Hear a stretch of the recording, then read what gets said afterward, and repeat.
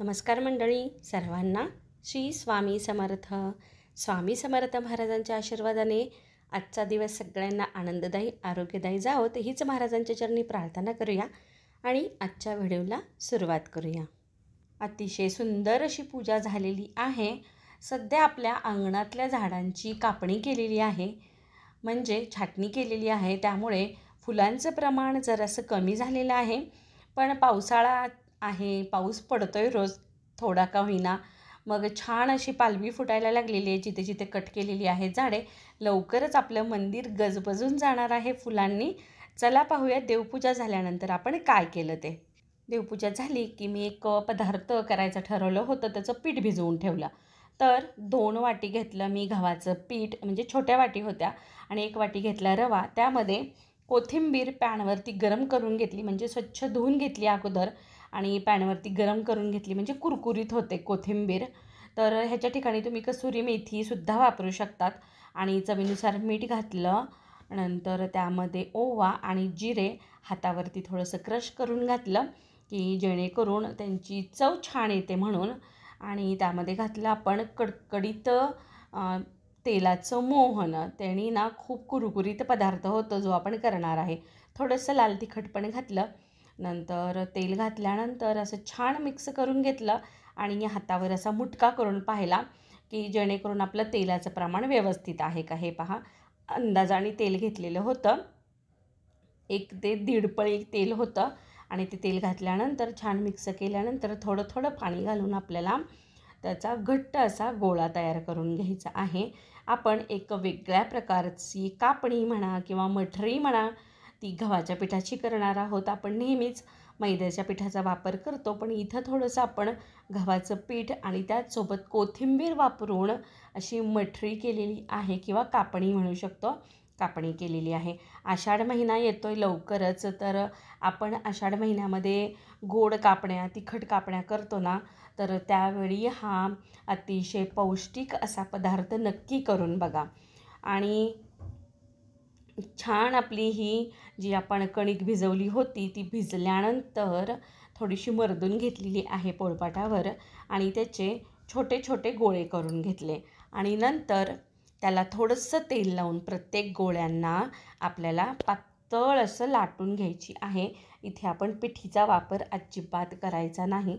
पिठी जर लावली तर जेव्हा आपण तेलामध्ये सोडू ह्या मठरी किंवा कापण्या, म्हणजे आपण तिखट कापण्या पण म्हणू शकतो त्याला, तर तेव्हा ना पिठामुळे तेलामध्ये सोडलं की लगेच रंग बदलतो बरं का.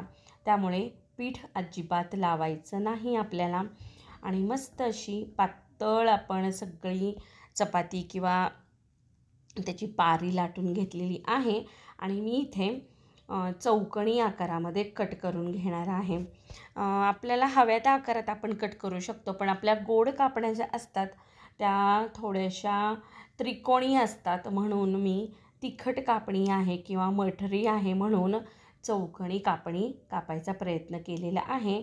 थोडंसं वेगळा शेप असेल तरीही ते दिसायला पण छान दिसतं आणि खायला दिल्यानंतर खाणाऱ्याला देखील छान वाटतं, म्हणून सर्व मी चौकोनी आकारामध्ये कट करून घेतलेले आहेत. तोपर्यंत तेल देखील गरम करायला ठेवलं होतं. आणि आपल्याला एकदा तेल गरम झालं की गॅसची फ्लेम मंद करायची आहे आणि त्यामध्ये ह्या सर्व तिखट कापण्या तळून घ्यायच्या आहेत. आपण आखाडामध्ये नेहमी आखाड तळताना गव्हाच्या पिठाच्या करत नाहीत, त्यामध्ये बऱ्यापैकी बेसनाचा वापर करतो किंवा मैद्याचा वापर करतो. इथे आपण गव्हाच्या पिठाचा आणि रव्याचा वापर करून सुंदर अशी चविष्ट मठरी करून घेतलेली आहे. तुम्ही पाहताल तेल गरम झाल्यानंतर मी गॅसची फ्लेम कमी केली, जेणेकरून आपल्या मठरी किंवा तिखट कापण्या करपू नयेत. जर तुम्हाला वाटलं की ह्याला जास्त कुरकुरीत करायचं आहे, तर तुम्ही जेव्हा लाटून म्हणजे आपली पोळी पूर्ण होईल ना त्या पिठाची, त्यावेळी काटे चमच्यानी किंवा चाकूने त्याला जवळजवळ असे टोचे मारले ना तर खूप छान असं फुगत नाही आणि कुरकुरीत होते. काही काही कापण्या आपल्या फुगलेल्या आहेत. हे पहा, वेगळ्या चवीची आणि अतिशय हेल्दी म्हणू शकतो आपण, कारण ह्यामध्ये आपण मैदा वापरलेला नाही आहे. असा नाश्ता पण म्हणू शकतो. जेव्हा आपण 5 वाजता छोटीशी भूक लागते त्यावेळी हा पदार्थ नेहमी उपयोगाला येऊ शकतो. असा आपला मठरीचा पदार्थ तयार झालेला आहे. नंतर माझ्याकडे आणल्या होत्या भाज्या. सध्या पावसाळा चालू आहे, त्यामुळं जेव्हा भाज्या आणल्या जातात त्यामध्ये पालेभाज्या सोडून ज्या फळभाज्या असतात त्या सर्व स्वच्छ धुवून ठेवते मी आणि सुकवून घेते सुती कपड्यावरती घालून, जेणेकरून त्याला जी माती लागलेली असते किंवा की घाण लागलेली असते ती परत आपण जिथे स्टोअर करणार आहोत फ्रीजमध्ये किंवा आपल्या कुठल्या बॉक्समध्ये त्यामध्ये लागत नाही म्हणून.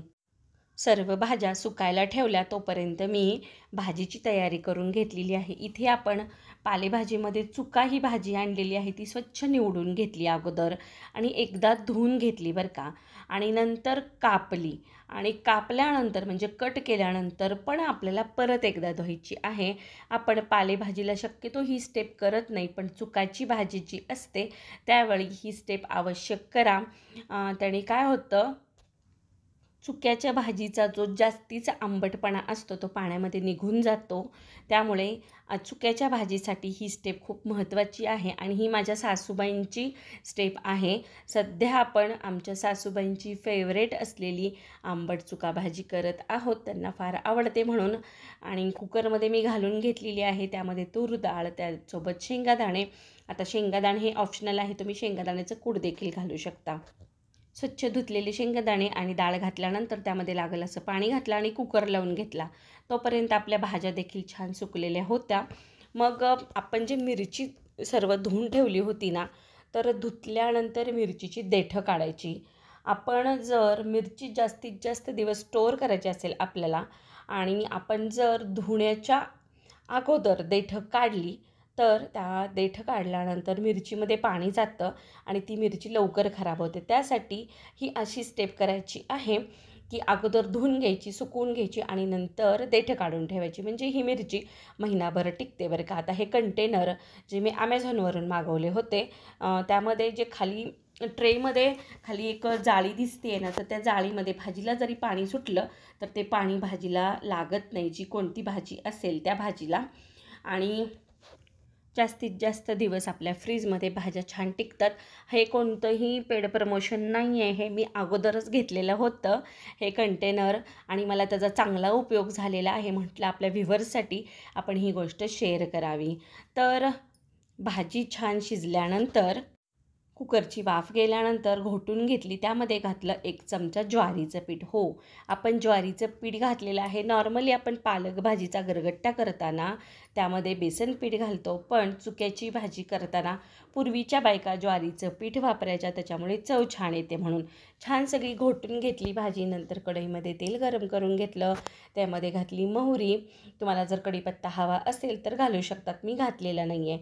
मोहरी छान तडतडली की त्यामध्ये घालायचे आपण लसूण, आलं, जिरे आणि हिरवी मिरची याचं जाडसर केलेलं वाटण. तुम्ही खलबत्त्यामध्ये करू शकता, मिक्सरच्या भांड्यामध्ये करू शकता. ते वाटण छान परतलं की त्यामध्ये घालायची अर्धा चमचा हळद, आणि हळद आपण शेवटी घालतो जेव्हा मिरची छान परतली असेल तेव्हा. आणि नंतर घालायची आहे शिजलेली भाजी, लागेल असं पाणी घालायचं, चवीनुसार मीठ घालायचं. तुम्हाला जर कोथिंबीर हवी असेल तर ती देखील घालू शकता, पण मी घातली नाही, कारण जे आंबट चुक्याची चव असते ती नॉर्मल कमीत कमी मसाले घातल्यानंतरच छान येते. ज्वारीची भाकरी, भात कशासोबत पण ही भाजी भन्नाट लागते, त्यामुळे नक्की करून बघा. आता आपण करत आहोत वेगळ्या चवीची मटकीची उसळ म्हणू शकतो किंवा भाजी म्हणू शकतो. नेहमी आपण हिरवी मिरची घालून मटकीची उसळ केलेली आहे, आपल्या चॅनलवर त्याचे व्हिडिओज देखील आहेत, पण ही वेगळी मटकी मी पहिल्यांदा केली आपल्या चॅनलवरती. तर कढईमध्ये तेल गरम करून घेतलं, जिरे, मोहरी, हिंगाची छान फोडणी केली. त्यामध्ये घातला बारीक चिरलेला भरपूर असा कांदा. मी कांद्याचं प्रमाण जरासं जास्त ठेवते माझ्या किचनमध्ये, आहारामध्ये, जेणेकरून पित्तशामक मानला जातो कांदा, त्यामुळे कांद्याचं प्रमाण थोडंसं जास्त आहे. तर कांदा छान परतला की त्यामध्ये घालायचं आहे आलं लसूण पेस्ट, नंतर एक गावरान टोमॅटो बारीक चिरलेलं, चवीनुसार मीठ घालायचं, सगळं छान परतून घ्यायचं. नंतर त्यामध्ये थोडीशी हळद आणि काळं तिखट घालायचं आहे आणि नंतर मोड आलेली मटकी स्वच्छ धुवून घेऊन ती घालून घ्यायची आहे. छान मिक्स करायचं आहे, दणदणीत वाफ काढून घ्यायची आहे. शेवटी हिरवीगार कोथिंबीर घालून आपण ही मटकीची उसळ तयार करू शकतो. तुम्ही साईड डिश म्हणून किंवा नाश्त्यासाठी म्हणा किंवा मोकळी भाजी म्हणून म्हणा करू शकता. वेगळ्या चवीची नक्की करून बघा. तर चला तर मग आज आपण ताट वाढलेलं दाखवलेलं नाही, कारण थोडंसं माझ्याकडून ती क्लिप मिस झाली शूट केलेली. आणि हे आपल्या साध्यासुध्या भाज्या आहेत, कशा वाटल्या कमेंट करून नक्की सांगा. चॅनलला अजून सबस्क्राईब केलं नसेल तर पटकन करा. व्हिडिओ पाहिल्याबद्दल खूप खूप मनापासून धन्यवाद, मनापासून कृतज्ञता. असाच भरभरून प्रतिसाद द्या. परत भेटू नवीन व्हिडिओमध्ये. सगळ्यांना श्री स्वामी समर्थ.